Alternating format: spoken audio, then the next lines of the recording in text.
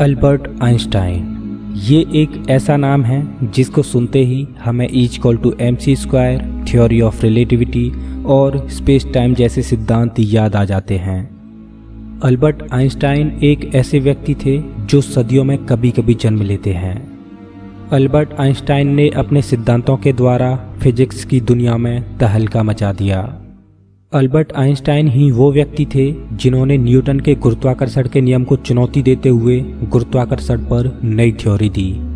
अक्सर वैज्ञानिक पहले एक्सपेरिमेंट करते हैं और एक्सपेरिमेंट के आधार पर जो निष्कर्ष निकलता है उसके आधार पर थ्योरी देते हैं। लेकिन अल्बर्ट आइंस्टाइन एक ऐसे व्यक्ति थे जो अपनी कल्पनाओं में सोचते थे, फिर थ्योरी लिखते और उसके बाद उस थ्योरी के आधार पर एक्सपेरिमेंट को अंजाम देते। इस वीडियो में हम अल्बर्ट आइंस्टाइन के ऐसे ही एक सिद्धांत के बारे में जानेंगे जो आपकी सोच को चुनौती देगा और इस वीडियो के खत्म होने के बाद भी आप अल्बर्ट आइंस्टाइन के इस सिद्धांत में डूबे रहोगे। इस ब्रह्मांड के कण-कण में एक चीज विद्यमान है, वो है गति। ब्रह्मांड में मौजूद कण-कण में गति ब्रह्मांड के जन्म से ही शुरू हो गई, लेकिन पृथ्वी पर मौजूद हम बुद्धिजीवी मनुष्यों ने गति को भौतिक तरीके से करीब 300 साल पहले पहचाना, जब दुनिया ने गति के नियमों को एक नए नाम से पहचाना, सर आइजैक न्यूटन। न्यूटन के गति के नियमों ने इस दुनिया को समझने का एक नया तरीका दिखाया। न्यूटन ने बताया कि कोई भी वस्तु स्थिर या गति की अवस्था में तब तक रह सकती है जब तक उस वस्तु पर कोई बाहरी बल ना लगाया जाए। किसी भी वस्तु पर लगाया गया बल उसकी गति को बढ़ा भी सकता है और घटा भी सकता है। लोगों ने गति को तो समझा, लेकिन अब एक समस्या सामने आई कि इस गति का निर्धारण कैसे किया जाए। जैसे मान लो कि आप रेलवे प्लेटफॉर्म पर बैठे हो और आपका एक मित्र एक ट्रेन में बैठा है और वो ट्रेन 60 किलोमीटर प्रति घंटे की रफ्तार से आपके सामने से गुजरती है। जैसे ही ट्रेन आपके सामने से गुजरी तो आपने नोटिस किया कि आपका मित्र भी उस ट्रेन के साथ 60 किलोमीटर प्रति घंटे की रफ्तार से जा रहा है। ठीक उसी समय ट्रेन में बैठा आपका दोस्त नोटिस करता है कि ट्रेन में अन्य लोग भी बैठे हैं और वो स्थिर हैं, मतलब ट्रेन में मौजूद सभी व्यक्तियों की गति 0 है।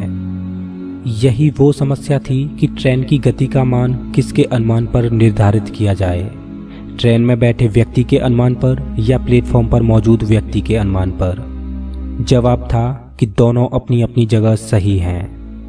किसी भी वस्तु की गति का मान इस बात पर निर्भर करता है कि उसका अनुमान स्थिर होकर लगाया जा रहा है या गतिशील होकर। इसका निष्कर्ष ये था कि गति निरपेक्ष नहीं बल्कि सापेक्ष है। अगर आसान भाषा में कहें तो गति का निर्धारण इस बात पर निर्भर करता है कि वो किसके सापेक्ष है। जैसे पृथ्वी अपनी धुरी पर घूम रही है, लेकिन हमें महसूस होता है कि पृथ्वी स्थिर है और हम भी स्थिर हैं, लेकिन अंतरिक्ष से देखने पर पृथ्वी हमें घूमती हुई नजर आएगी। पृथ्वी से सूर्य हमें स्थिर लगता है, लेकिन अगर आकाशगंगा की दृष्टि से देखा जाए तो सूर्य मिल्की वे गैलेक्सी की परिक्रमा कर रहा है। 17वीं सदी में भौतिक विज्ञान में सापेक्षता का पहला सिद्धांत दिया गया कि स्थिर या एक समान गति की अवस्था में भौतिकी के नियम नहीं बदलेंगे। आसान भाषा में कहें तो प्लेटफॉर्म पर बैठे आप अगर भौतिकी का कोई प्रयोग कर रहे हो और उसी प्रयोग को गतिशील ट्रेन में बैठा आपका दोस्त भी कर रहा है, तो दोनों के परिणाम समान होंगे। न्यूटन के समय से चले आ रहे इस क्लासिकल थ्योरी ऑफ रिलेटिविटी नामक सिद्धांत को 19वीं सदी में आकर चुनौती मिली। जब मैक्सवेल नामक वैज्ञानिक के सिद्धांतों पर प्रयोग किया गया तो पाया कि ब्रह्मांड में एक ऐसी भी गति मौजूद है जो किसी के सापेक्ष नहीं बल्कि निरपेक्ष है और उसका मान स्थिर है। वो है प्रकाश की गति, जिसका मान 3 लाख किलोमीटर प्रति सेकंड है। माइकलसन और मोर्ले नामक वैज्ञानिकों ने ये साबित किया कि प्रकाश की गति किसी भी माध्यम पर निर्भर नहीं करती। अब चाहे आप प्रकाश की गति को स्थिर होकर देखो या किसी तेज गति से चलने वाली ट्रेन में बैठकर देखो। आइए इसको एक उदाहरण से समझते हैं। मान लो कि आप प्लेटफॉर्म पर बैठे हो और आपका दोस्त 60 किलोमीटर प्रति घंटे की रफ्तार से चल रही ट्रेन में बैठा है। जब आप अपने दोस्त को प्लेटफॉर्म से देखते हो तो आपने नोटिस किया कि आपका दोस्त 60 किलोमीटर प्रति घंटे की रफ्तार से जा रहा है। लेकिन मान लो कि अब आपका दोस्त ट्रेन की गति की दिशा में 10 किलोमीटर प्रति घंटा की रफ्तार से दौड़ने लगता है। तो अब आपने नोटिस किया कि आपके दोस्त की गति 70 किलोमीटर प्रति घंटा हो गई, क्योंकि आपके दोस्त की गति उस ट्रेन की गति में जुड़ गई। अब इसी वाक्य को नेक्स्ट लेवल पर देखते हैं।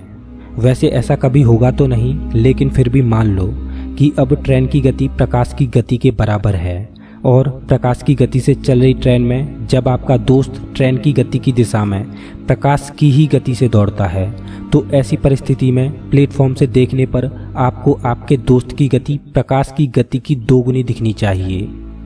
लेकिन सत्य तो ये है कि आपको अपना दोस्त प्रकाश की ही गति से जाता हुआ नजर आएगा।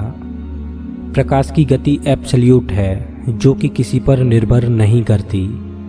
19वीं सदी का अंत और 20वीं सदी की शुरुआत विज्ञान की दृष्टि से बेहद खास है, क्योंकि ये वो दौर था जब भौतिक विज्ञान में क्रांतिकारी सिद्धांत सम्मिलित हुए, और यही वो दौर था जिसमें अल्बर्ट आइंस्टाइन ने भौतिकी की दुनिया में अपना योगदान दिया। प्रकाश की कांस्टेंट गति ने अल्बर्ट आइंस्टाइन के दिमाग में हलचल मचा दी। अल्बर्ट आइंस्टाइन एक ऐसे व्यक्ति थे जिनकी अवधारणाएं कल्पनाओं में जन्म लेती और गणितीय समीकरणों द्वारा साबित होती, जिन पर बाद में वैज्ञानिक प्रयोग करते तो उन्हें सही पाते। वो कहते हैं ना, जिसकी सोच बड़ी होती है तो उसके द्वारा किए गए कार्य भी बड़े होते हैं। ऐसे ही बड़ी सोच वाले व्यक्ति थे अल्बर्ट आइंस्टाइन। जहाँ पर आम इंसानों की सोच खत्म होती थी, वहाँ से अल्बर्ट आइंस्टाइन की सोच शुरू होती। अल्बर्ट आइंस्टाइन ने कल्पना की कि ऐसा क्या कारण है कि प्रत्येक स्थिति में प्रकाश की गति हमेशा कांस्टेंट यानी नियत रहती है। उन्होंने कल्पना की कि ऐसी क्या घटना घटेगी जब वो प्रकाश की गति से ट्रैवल करेंगे। कल्पना करने के साथ साथ उन्होंने गति के सूत्र को भी ध्यान में रखा। Speed is equal to distance upon time. उन्होंने अपनी कल्पना में पाया कि किसी भी चीज़ की गति दूरी और समय के अनुपात पर निर्भर करती है। अगर प्रकाश की गति कांस्टेंट यानी नियत है, इसका मतलब गति में कोई भी बदलाव नहीं हो रहा, बल्कि दूरी और समय अपने आप को बदल रहे हैं। अल्बर्ट आइंस्टाइन ने बताया कि प्रकृति अपने फंडामेंटल लॉज को टूटने नहीं देती, बल्कि इनका बचाव करती है, और प्रकृति का ऐसा ही एक फंडामेंटल लॉ है प्रकाश की गति, जो कि 3 लाख किलोमीटर प्रति सेकंड है, जो किसी भी स्थिति में नहीं बदलती। और प्रकृति अपने फंडामेंटल लॉ यानी प्रकाश की गति को एक समान रखने के लिए स्पेस और टाइम को ही बदल देती है। अल्बर्ट आइंस्टाइन का ये कॉन्सेप्ट फिजिक्स की दुनिया में तहलका मचाने के लिए तैयार था। चलिए आइंस्टाइन के स्पेस और टाइम के कॉन्सेप्ट को आसान भाषा में समझने का प्रयास करते हैं। इसके लिए हम अपने पुराने उदाहरण को फिर से देखते हैं। मान लो कि आपका दोस्त जो प्रकाश की गति से चलने वाली ट्रेन में बैठा है, उसके पास एक घड़ी है, और आप प्लेटफॉर्म पर बैठे हो और आपके पास भी एक घड़ी है। जब आपका दोस्त ट्रेन में बैठा, उस समय आपकी घड़ी का समय और आपके दोस्त की घड़ी का समय एक समान है। अब आप प्लेटफॉर्म पर खड़े होकर उस प्रकाश की गति से चलने वाली ट्रेन को देख रहे हो जिसमें आपका दोस्त बैठा है। आपने देखा कि जो प्रकाश की गति से चलने वाली ट्रेन थी, उसकी लंबाई बहुत कम हो गई है, और ट्रेन में आपके दोस्त के पास जो घड़ी मौजूद है, उसका समय आपकी घड़ी की समय की अपेक्षा बहुत धीमी रफ्तार से चल रहा है। इसका कारण है प्रकृति अपने फंडामेंटल लॉ को टूटने से बचा रही है।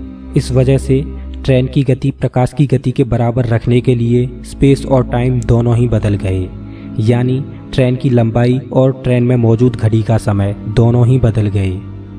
ये घटना तो आपने प्लेटफॉर्म पर खड़े होकर देखी, लेकिन वहीं दूसरी ओर जो आपका दोस्त ट्रेन में बैठा है, उसके लिए कोई भी बदलाव नहीं हुआ। मतलब ट्रेन में बैठा आपका दोस्त ऑब्जर्व करता है कि ट्रेन की लंबाई वही है जो पहले थी, और उसके पास जो घड़ी मौजूद है उसमें समय की रफ्तार में कोई बदलाव नहीं आया है। मतलब आप प्लेटफॉर्म से देख रहे हो कि आपका दोस्त जिस ट्रेन में बैठा है उसकी लंबाई भी कम हो गई और समय भी धीमा हो गया, लेकिन आपके दोस्त के नज़रिए से सब कुछ नॉर्मल चल रहा है। लेकिन आप दोनों ही अपनी अपनी जगह सही हो। ये तो प्रकृति का कमाल है जिसने दोनों के नज़रियों को बदल दिया। लेकिन जब एक आध हफ्ते के सफ़र के बाद आपका दोस्त उस ट्रेन से बाहर निकलेगा तो वो इस दुनिया में बहुत बड़ा बदलाव देखेगा। वो देखेगा कि उसके पास जो घड़ी थी उसके अनुसार अभी एक हफ्ता ही हुआ है, लेकिन आपकी घड़ी के अनुसार पृथ्वी पर सालों बीत चुके हैं, क्योंकि आपकी घड़ी के मुकाबले आपके दोस्त की घड़ी धीमी चल रही थी। आपका दोस्त आपको देखेगा कि आप पहले से बूढ़े हो चुके हो, लेकिन उसकी उम्र पर कोई फर्क नहीं पड़ा। इसी को आप अपने दोस्त के लिए भविष्य की दुनिया बोल सकते हो, जिसमें वो एक हफ्ते के सफ़र के बाद पहुंच तो गया, लेकिन अब वो भविष्य के उस दौर से वापस नहीं लौट सकता। अल्बर्ट आइंस्टाइन की स्पेस और टाइम की इस कल्पना ने क्रांतिकारी कॉन्सेप्ट यानी टाइम ट्रैवल जैसी अवधारणा को जन्म दिया। इससे पहले लोगों का यही मानना था कि ब्रह्मांड में प्रत्येक जगह पर समय की रफ्तार एक समान है, लेकिन आइंस्टाइन ने बताया कि ब्रह्मांड में प्रत्येक जगह समय और स्पेस अपने आप को परिस्थिति के अनुसार बदलते रहते हैं। अल्बर्ट आइंस्टाइन ने स्पेस और टाइम का ये कॉन्सेप्ट गणितीय समीकरणों के आधार पर सिद्ध कर दिया, लेकिन इस पर परीक्षण करना अभी बाकी था। 1977 में नासा ने सैटेलाइट्स में कुछ घड़ियां लगाकर छोड़ी, जिनका समय पृथ्वी की घड़ी के अनुसार सेट किया गया, लेकिन अंतरिक्ष में जाकर सैटेलाइट्स की घड़ियों का समय पृथ्वी पर मौजूद घड़ियों से धीमा चल रहा था। हालांकि पृथ्वी की घड़ियों और सैटेलाइट्स में लगी घड़ियों के समय का यह अंतर बहुत ही मामूली था, लेकिन कहीं न कहीं इस एक्सपेरिमेंट ने अल्बर्ट आइंस्टाइन के सिद्धांत का सपोर्ट किया। हमारे इतने विकसित होने के बावजूद भी हमारे पास ऐसी टेक्नोलॉजी नहीं है जो आइंस्टाइन के सिद्धांत को साबित कर पाए, क्योंकि आइंस्टाइन के सिद्धांत को प्रत्यक्ष करने के लिए हमारे पास प्रकाश की गति से चलने वाला यान होना चाहिए, जो कि हमारे लिए अभी असंभव है। 1905 के आसपास एक क्लर्क की हैसियत से काम कर रहे इस इंसान ने अपनी स्पेशल थ्योरी ऑफ रिलेटिविटी का पेपर लिखा, लेकिन सदी के इस महान वैज्ञानिक की कल्पना यही नहीं रुकी।